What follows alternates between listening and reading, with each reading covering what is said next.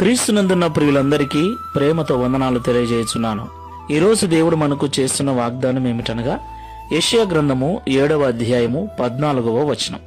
కాబట్టి ప్రభువు తానే యొక్క సూచన మీకు చూపును, ఆలకించుడి.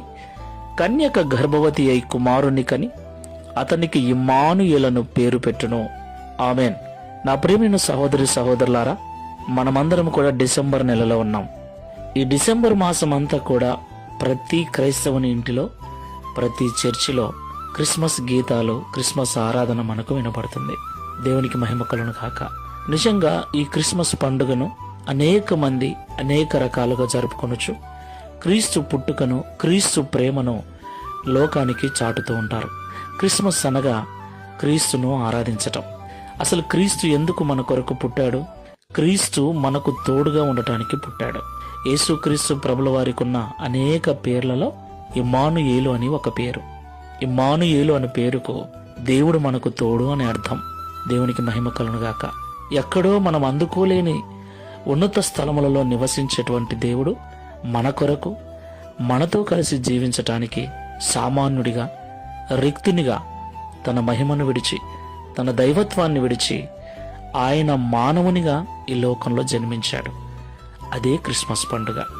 ఆయన నిత్యము మనతోనే ఉంటూ మన జీవితాలలో మనం ఎదుర్కొనే ప్రతి కష్టములో, నష్టములో మనకు తోడుగా ఉంటూ మనలను విడిపించి, ఆదరించి బలపరచడానికి ఆయన మనకెప్పుడు తోడుగా ఉంటాడు. ఈ క్రిస్మస్ పండుగ రోజు మాత్రమే కాదు, క్రీస్తును కలిగి ఉన్న ప్రతి విశ్వాసి జీవితంలో, ప్రతి విశ్వాసి యొక్క కుటుంబంలో ప్రతి దినము క్రిస్మస్ పండుగే. ప్రార్థన చేసుకుందాం. ఇమ్మానుయేలు దేవుడవైన యేసయ్య, పరిశుద్ధుడా, మీకు స్తోత్రాలు చెల్లిస్తున్నాం. మాతో కలిసి జీవించటానికి, మా సాధక బాధకాలు తొలగించి, మమ్ములను పాపం నుండి విడిపించి, నరకము నుండి తప్పించుటకు, పరలోకంలో నీతో కూడా నిత్యత్వములో నిలుపుటకు, పరమును విడిచి భూపైకి దిగి వచ్చిన ప్రేమమూర్తి అయిన యేసయ్య, నీకు స్తోత్రాలు చెల్లిస్తున్నాం. నీవలే మమ్మల్ని ప్రేమించువారు, మానవ జాతి క్షేమం కొరకు నీవలే పాటుపడిన వారు, ప్రయాసపడిన వారు మరొకరు లేరు తండ్రి. అలాగే ఒక పండుగ వేళ మాత్రమే కాదయ్యా, ప్రతి దినము నిన్ను నమ్మి మేము బ్రతుకుతున్నట్లయితే, నీ కొరకు జీవిస్తున్నట్లయితే నిత్యము మాకు తోడుగా ఉంటానని ఈ ఉదయకాల సమయంలో మాట్లాడినందుకు వందనాలు.